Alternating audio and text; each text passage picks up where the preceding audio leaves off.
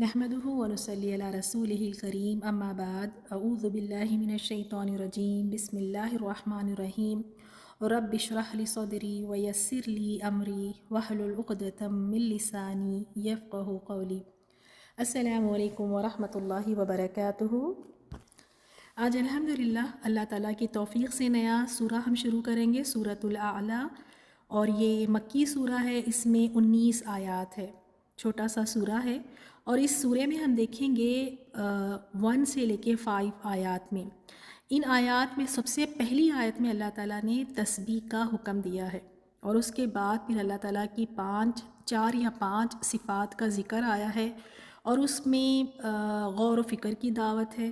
پھر آیت نمبر 6 سے 8 میں آپ صلی اللہ علیہ وسلم کو تسلی دی گئی ہے کہ قرآن کا پہنچانا اللہ تعالیٰ کے ذمے ہے، اور پھر 9 سے 10 میں نصیحت کے بارے میں ہے کہ نصیحت کریں، نصیحت کرنے کا حکم دیا گیا ہے، اور پھر 11 سے 13 میں بدبخت کا ذکر ہے کہ بدبخت کون ہے۔ پھر 14 سے ہم دیکھیں گے 15 میں کامیاب لوگوں کا بیان آیا ہے، اللہ تعالیٰ ہمیں ان کامیاب لوگوں میں شامل فرمائے، آمین۔ پھر 16 سے 17 میں اللہ تعالیٰ نے اس بات کا ذکر کیا ہے کہ آخرت کے مقابلے میں دنیا کی کوئی قیمت نہیں ہے، اور 18 سے 19 لاسٹ کی 2 آیات میں ابراہیم علیہ السلام اور موسیٰ علیہ السلام کے صحیفوں کا ذکر آیا ہے۔ تو دیکھتے ہیں اس سورے کو۔ جیسے یہ سورہ مکی سورہ ہے، ہجرت سے پہلے یہ نازل ہوئی، اور اس سورے کو مسبحات کہا جاتا ہے۔ اسی طرح قرآن میں 7 ایسے سورے ہیں جنہیں مسبحات کہا جاتا ہے۔ کیونکہ یہ سورے تسبیح سے شروع ہو رہے ہیں، جس میں اللہ تعالیٰ کی تسبیح ہے۔ پہلی آیت میں دیکھیں تسبیح کا ذکر ہے۔ اس طرح سورۃ الاسراء ہے، حدید ہے، حشر، صف، سورۃ الجمعہ، تغابن اور سورۃ الاعلیٰ، یہ 7 ایسی صورتیں ہیں جنہیں مسبحات کہا گیا ہے۔ تو اس کی فضیلت میں ہم دیکھتے ہیں آپ صلی اللہ علیہ وسلم یہ سورۃ الاعلیٰ اور سورۃ الغاشیہ، یہ دونوں صورتیں عیدین یعنی دونوں عیدوں میں پڑھا کرتے تھے، اور جمعے کی نماز میں بھی پڑھا کرتے تھے۔ تو اس سے ہمیں پتہ چلا کہ یہ سورۃ الاعلیٰ اور سورۃ الغاشیہ دونوں عیدوں میں بھی اور جمعے کے دن بھی پڑھتے تھے، جمعے کی نماز میں پڑھتے تھے۔ اسی طرح وتر کی پہلی رکعت میں سورۃ الاعلیٰ، دوسری رکعت میں سورہ کافرون، اور تیسری رکعت میں سورۃ الاخلاص پڑھتے تھے۔ تو اس سے ہمیں یہ بھی پتہ چلا کہ اگر ہم نے وتر کی نماز پڑھنی ہے تو اس میں پہلی رکعت میں جیسے مسنون طریقہ ہے، آپ صلی اللہ علیہ وسلم سورۃ الاعلیٰ پڑھا کرتے تھے۔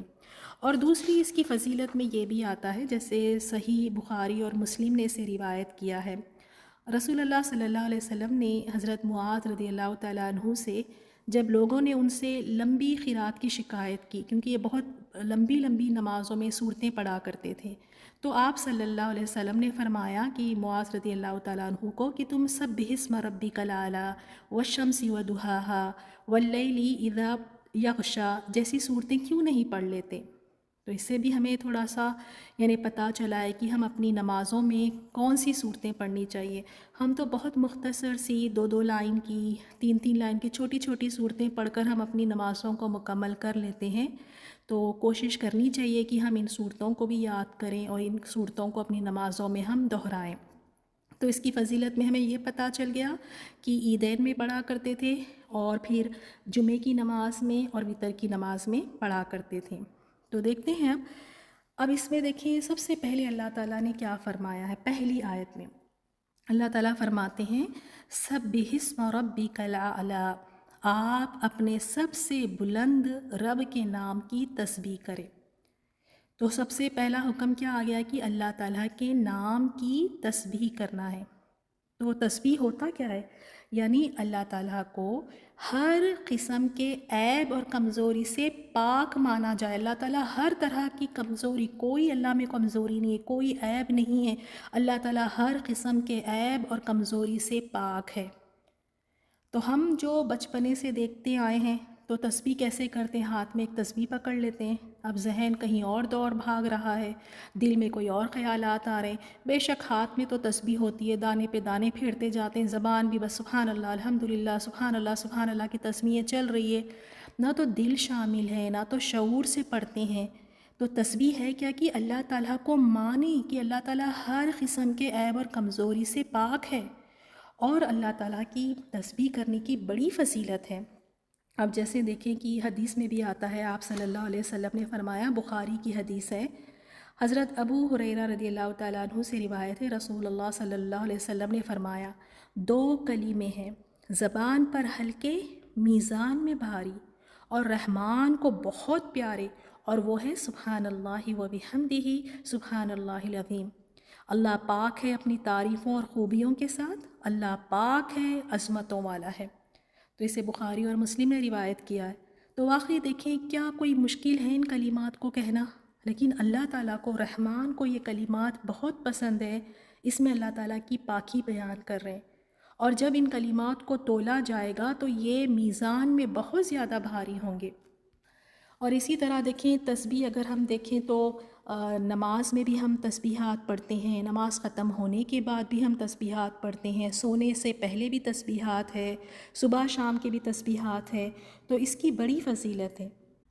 مسلم کی ایک اور حدیث میں آپ صلی اللہ علیہ وسلم نے فرمایا، جو شخص ہر نماز کے بعد 33 مرتبہ سبحان اللہ، 33 مرتبہ الحمدللہ اور 33 مرتبہ اللہ اکبر کہتا ہے، پھر 100 کی گنتی پوری کرتے ہوئے پڑھتا ہے لا الہ الا اللہ وحدہ لا شریک لہ لہ الملک و لہ الحمد وہو علی کل شیء قدیر، تو اس کے گناہ معاف کر دیے جاتے ہیں اگرچہ سمندر کی جھاگ کی طرح ہو۔ تو کتنا وقت لگتا ہے نمازوں کے بعد ان تسبیحات کو پڑھنے میں، لیکن ہمارا شوق ہی نہیں ہے نا، ہم تو بس نماز پڑھ کے ایسے اپنی جائے نماز کو فولڈ کر کے بھاگتے ہیں جیسے پتہ نہیں کوئی خزانے لوٹ رہے ہیں اور وہاں ہم نے وہ خزانے لوٹنے بھاگنے ہیں۔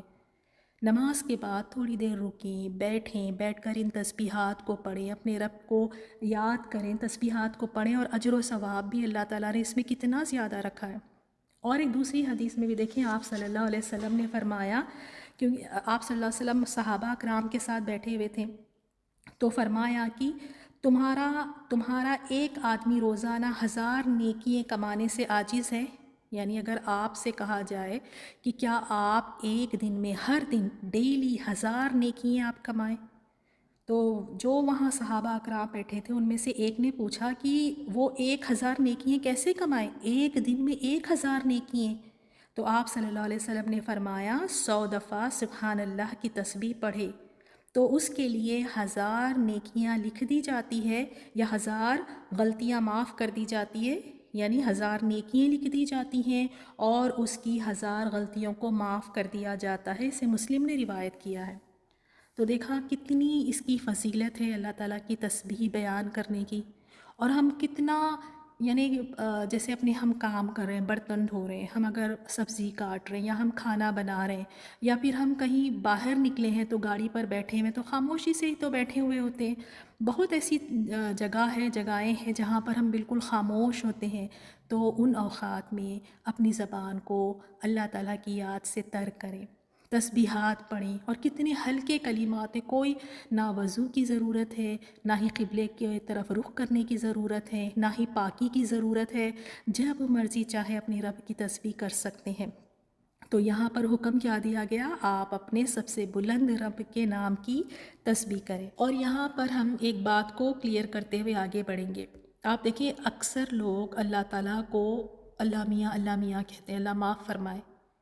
ذرا سوچنا سمجھنا چاہیے کہ کس ہستی کا نام اپنی زبان سے لے رہے، اس ہستی کا نام جس کے بارے میں کیا آیا کہ اس کے نام کی تسبیح کرو، جس کا حکم آیا ہے۔ اور تسبیح ہوتی کیا ہے کہ وہ ہر عیب اور ہر یعنی کمزوری سے پاک ہے، ہر عیب سے۔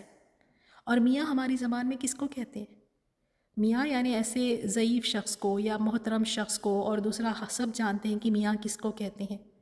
تو ذرا ہمیں خیال کرنا چاہیے کہ ہم کس ہستی کا نام لے رہے ہیں، وہ رب کا ہم نام لے رہے ہیں۔ اور قرآن میں بھی اللہ تعالیٰ نے فرمایا کہ اپنے رب کو اچھے اچھے ناموں سے پکارو۔ تو یہاں ہم سب کو کوشش یہی کرنا ہے کہ ہم جب بھی اپنے رب کا نام لیں تو بڑے احترام کے ساتھ اور اچھے اچھے ناموں سے اپنے رب کو ہم پکاریں۔ اب اس کے بعد نیکسٹ آیت میں دیکھیں تسبیح کرنے کا جو حکم آیا ہے، تو کیوں ہم تسبیح کریں، کیا وجہ ہے، کیا بات ہے کہ کیوں ہم اپنے رب کے نام کی ہم تسبیح کریں؟ تو دیکھ لیں ہم کیوں کریں۔ اس لیے کریں کہ الذی خلق، جس نے پیدا کیا، کیا پیدا کیا؟ اللہ تعالیٰ کی یہاں پہ صفات بتائی گئی ہے کہ تسبیح اپنے رب کے نام کی کرو جس نے پیدا کیا. اس نے ہر چیز اس نے پیدا کی. کوئی بھی چیز کی طرف نظر اٹھا کے دیکھ لیں، چاہے وہ جاندار چیز ہے یا بے جان چیز ہے، چھوٹی سی چھوٹی ہی چیز کیوں نہ ہو، بڑی سی بڑی ہی چیز کیوں نہ ہو، اس میں جن بھی آ گئے، انسان آ گئے، فرشتے آ گئے، چرند پرند، زمین آسمان، سورج چاند ستارے، سمندر دریا نہریں پہاڑ، یہ ساری چیزیں دیکھیں آپ کس نے پیدا کی. اللہ تعالیٰ کی کرسی ہے، اللہ تعالیٰ کا عرش ہے، یہ سب کس نے پیدا کیا؟ اللہ تعالیٰ نے پیدا کیا. زمین کا ایک ایک ذرہ بھی اگر ہے تو اسے اللہ تعالیٰ نے پیدا کیا. تو اپنے رب کے نام کی تسبیح کرو کیونکہ اس نے جس نے پیدا کیا ہے. تو ذرا یہاں پر ہم تھوڑا سا غور و فکر کرتے ہیں، کہاں ہے وہ بتائیں وہ لوگ جو کہتے ہیں وہ دوسروں کے دروں پر جا کر ان سے دعائیں مانگتے ہیں، ان کو بہت کچھ سمجھتے ہیں. تو ذرا یہ تو بتاؤ کہ جس کے پاس تم بھاگے دوڑے جاتے ہو، اللہ تعالیٰ کو چھوڑ کے لگتا ہے کہ تمہیں ان کے در سے ملے گا، ذرا یہ تو بتاؤ کہ انہوں نے کیا پیدا کیا؟ انہوں نے تو کچھ بھی نہیں پیدا کیا. وہ تو ایک مکھی جیسی حقیر چیز کو بھی وہ پیدا کرنے کی وہ قدرت نہیں رکھتے. کوئی بھی نہیں، چاہے وہ کتنا ہی بڑا فرشتہ کیوں نہ ہو، چاہے کتنے ہی بڑے پیغمبر کیوں نہ ہو، لیکن پیدا کرنا یہ صرف اور صرف اللہ تعالیٰ ہی کی قدرت ہے. کوئی کسی کو پیدا نہیں کر سکتا سوائے اللہ تعالیٰ کے. تو یہاں اللہ تعالیٰ نے بتایا جس نے پیدا کیا، ہر چیز کو پیدا کیا. تو اسی لیے ہمیں اپنے عقیدے کو درست کر لینا ہے یہاں پر. اور دوسری بات یہ بھی کہ اکثر عورتیں آپ دیکھیں اگر ساس ہے یا شوہر ہے تو وہ اپنی ساس اپنی بہو کو، شوہر اپنی بیوی کو اتنے طعنے دیتے ہیں، الزام تراشیاں کرتے ہیں کہ یہ تو جنتی ہی نہیں، اس کو تو بچے ہی نہیں ہوتے. تو کیا اس کے ہاتھ میں ہے یہ؟ اس آیت کو دیکھ لیں، اللہ تعالیٰ نے کیا فرمایا؟ الذی خلق، جس نے پیدا کیا، پیدا کرنے کی قدرت یہ تو صرف اللہ تعالیٰ ہی کے پاس ہے. تو پھر بیچاری اس معصوم عورت کو کیوں اتنے طعنے دیتے ہیں، کیوں اس کو اتنا ذلیل کرتے ہیں؟ کیا اس کے ہاتھ میں ہے؟ یہاں ہمارے اپنے عقیدے کو درست کرنا ہے، کسی کے ہاتھ میں نہیں ہے کہ کسی کو پیدا کر سکے. تو سب سے پہلی صفت کیا بتائی گئی؟ خلقہ، جس نے پیدا کیا. اچھا پیدا بھی کس طرح کیا؟ یعنی جب پیدا کیا تو فسوا، پھر درست بنایا. ایسے ہی نہیں بس بنا بنا کے سب کو چھوڑ دیا. سبحان اللہ، اتنا پیارا بنایا، اتنا درست بنایا، اتنی اچھی شکل و صورت دی اللہ تعالیٰ نے، کامل انسان بنایا. وہ انسان سنتا بھی ہے، دیکھتا بھی ہے، چلتا پھرتا ہے، اس کے پاس عقل ہے، وہ سوچ سمجھ رکھتا ہے، اس کو سمجھ آتی ہے چیزیں. اگر حیوانات بھی ہیں تو ان کو بھی اللہ تعالیٰ نے ان کے جسم کے اعتبار سے کامل بنایا. انسانوں کی طرف دیکھیں کتنے خوبصورت اللہ تعالیٰ نے بنایا. ایسے ہی بے ڈھنگے بنا کر چھوڑ نہیں دیا، انہیں پھر درست بنایا، ان کو مکمل بنایا. اللہ تعالیٰ نے ان کو کامل بنایا. پھر یہ بھی اللہ تعالیٰ کی کتنی بڑی قدرت ہے اللہ تعالیٰ کی یہ.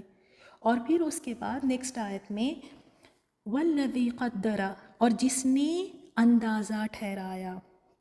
اور جس نے اندازہ ٹھہرایا یعنی جس نے یہاں پہ قدرہ تقدیر کا کیا مطلب ہے؟ اندازہ کرنا، پلاننگ کرنا.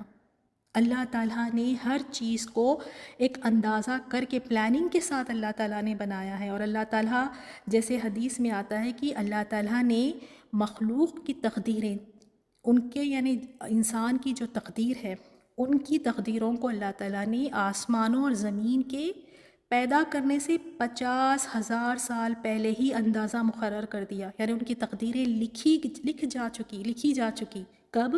زمین آسمان بھی نہیں بنے تھے ابھی، اس سے پہلے ہی. اس وقت اللہ تعالیٰ کا عرش پانی پر تھا. تو دیکھیں اس حدیث سے ہمیں کیا پتہ چلتا ہے کہ اللہ تعالیٰ نے سب کی تقدیریں لکھ دی، انسانوں کی بھی، چاہے وہ کوئی اور چیز ہو. مثال کے طور پہ اگر ایک درخت ہے، درخت کی مثال لے لیں کہ یہ درخت کتنا بڑا ہوگا، کتنے پھل دیں گے، کتنے اس کے پتے گریں گے. وہ اس درخت کی ایک ایک چیز کو اللہ تعالیٰ نے تقدیر میں لکھ دیا ہے. اسی طرح انسانوں کی بھی، کہ انسان اگر ہے تو انسان کے بارے میں سب کچھ لکھا جا چکا ہے. وہ کیا کرے گا، کیا کہے گا، کہاں بیٹھے گا، کہاں اٹھے گا، کتنی اس کی عمر ہوگی، کتنی اس کو خوشیاں ملیں گی، کتنی اس کو عافیت ملے گی، کتنا وہ بیمار رہے گا، سب کچھ لکھا جا چکا ہے تقدیر میں.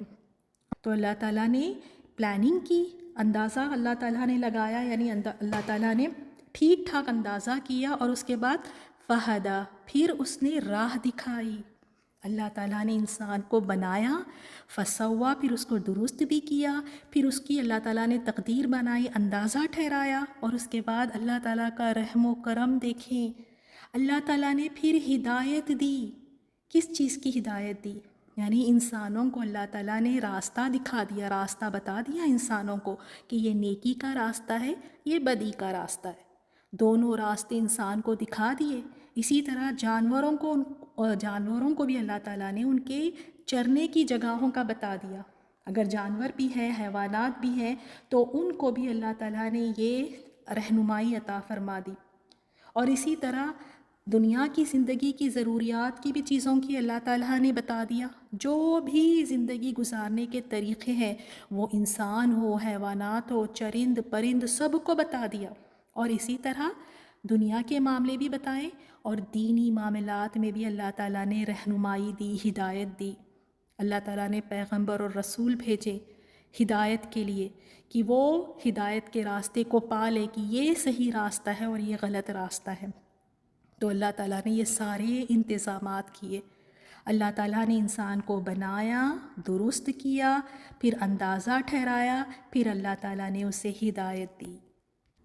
تو اس سے ہمیں پتہ چلا کہ کیوں اپنے رب کے نام کی تسبیح کرو، کیونکہ اس نے تمہیں یہ بڑی بڑی 5 چیزیں تمہیں اللہ تعالیٰ نے عطا فرمائی ہے۔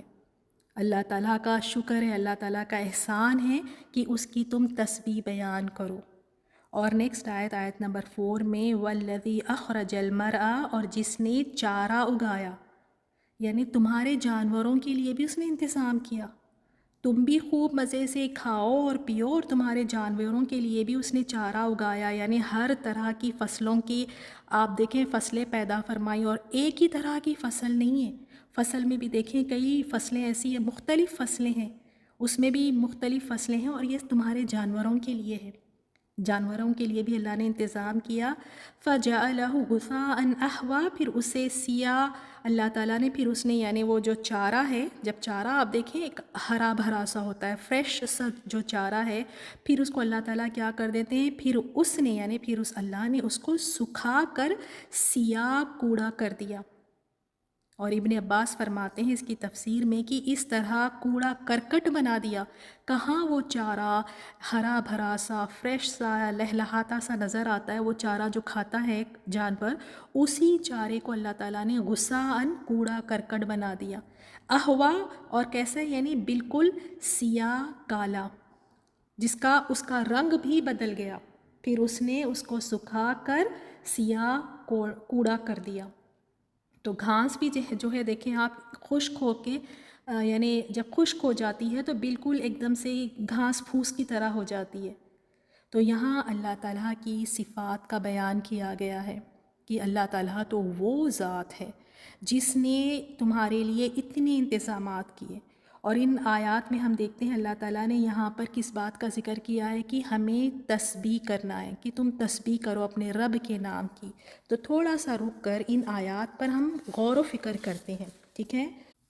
تو یہاں پر تسبیح کا حکم آیا ہے، تو ہم دیکھتے ہیں ہماری زبانوں پر کس کا ذکر رہتا ہے، کس کی باتیں ہمیں کرنا اچھا لگتا ہے، کس کی ہم پاکیاں بیان کر رہے ہیں، کس کی ہم تعریفیں کر رہے ہیں۔ دیکھا گیا تو کبھی ہم اپنی بچوں کی تعریفوں میں لگے رہتے ہیں، کبھی اپنے شوہر کی، کبھی اپنے گھروں کی، کبھی اپنے خاندان کی، کبھی خود کی، بس انہی کا ذکر، انہی کی تعریفیں، انہی کی پاکیاں ہم بیان کرتے رہتے ہیں، فضول باتیں بس کیے جاتے ہیں۔ اور دیکھیں خواہش کیا ہے ہماری پھر، اور خواہش یہ کہ مرتے وقت کلمہ نصیب ہو جائے، اور اسی زبان سے زندگی بھر کیا کیا ہے، بس خود کی تعریفیں، فضول باتیں، اسی زبان سے غیبتیں، چغلیاں، شکایتیں، لوگوں پر الزام تراشیاں، لوگوں کو طعنے دینا، لوگوں کا مذاق اڑانا، زندگی بھر تو اپنی زبان سے یہ کچھ کرتے رہے، اور چاہتے ہیں کہ مرتے وقت پھر کلمہ نصیب ہو۔ اور اس زبان سے کبھی یہ نہیں توفیق ہوئی ہمیں کہ اس زبان کو ہم اللہ کی یاد سے تر رکھیں، زبان کو تو ڈھیل دے کے چھوڑ کے رکھے ہوئے ہیں کہ جو مرضی بس کہتے جاؤ کہتے جاؤ۔ اللہ تعالیٰ ہم سب کو توفیق دے کہ ہمیں کیا کرنا ہے اپنی زندگیوں میں، اپنے رب کے نام کی تسبیح ہم نے کرنا ہے۔ کیوں کرنا ہے؟ آج ہم نے دیکھا ہے جس نے پیدا کیا اس کا سب سے پہلا حق ہے کہ اس کی تعریف کی جائے، اسے یاد کیا جائے، اس کی تسبیح کو، اس کی پاکی کو بیان کیا جائے، اس کا حق سب سے زیادہ ہے۔ اللہ تعالیٰ ہم سب کو توفیق دے کہ ہم اپنی زندگیوں کے مقصد کو سمجھیں، ہم اپنی زبانوں سے اپنے رب کی پاکی بیان کرنے والے بنیں۔ اللہ تعالیٰ ہمیں شوق دے کہ ہم اٹھتے بیٹھتے چلتے پھرتے ہر وقت اپنے رب کو یاد کرنے والے بنیں۔ اور آپ کو ایک بہت ہی پیاری تسبیحات میں حدیث سے بتاتی ہوں، انشاءاللہ ان تسبیحات کو یاد کریں اور اپنی نمازوں کو بھی خوبصورت بنائیں۔ بخاری اور مسلم نے اسے روایت کیا ہے۔ حضرت عائشہ رضی اللہ تعالیٰ عنہا بیان فرماتی ہیں کہ نبی کریم صلی اللہ علیہ وسلم اپنے رکوع اور سجدے میں اکثر یہ کلمات پڑھتے تھے: سبحانک اللہم ربنا و بحمدک اللہم اغفر لی۔ اللہ تو پاک ہے، اے ہمارے رب تمام خوبیاں تیرے لیے ہے، اے اللہ مجھے بخش دے۔ تو ان تسبیحات کو یاد کریں اپنی نمازوں میں، اپنی سجدے اور اپنے رکوع میں بھی آپ اس کو پڑھ سکتے ہیں۔ اور حدیث میں یہ بھی آتا ہے کہ جب رسول صلی اللہ علیہ وسلم سبح اسم ربک الاعلیٰ پڑھتے تو فرماتے سبحان ربی الاعلیٰ، یعنی اس کا جواب بھی دیتے تھے۔ جب یہ آیت آتی تھی سبح اسم ربک الاعلیٰ تو آپ صلی اللہ علیہ وسلم کس طرح جواب دیتے تھے؟ آپ کہتے تھے سبحان ربی الاعلیٰ۔ تو ہمیں بھی چاہیے کہ جب ہم یہ یعنی آیت کو ہم پڑھیں تو ہمیں اس کا جواب میں ہمیں پڑھنا چاہیے سبحان ربی الاعلیٰ، اور یہ مسند احمد کی حدیث ہے۔ ان آیات کی تلاوت سنیں۔ السلام علیکم ورحمۃ اللہ وبرکاتہ۔ بسم اللہ الرحمن الرحیم، سبح اسم ربک الاعلی الذی خلق فسوى والذی قدر فہدى والذی اخرج المرعى فجعله غثاء احوى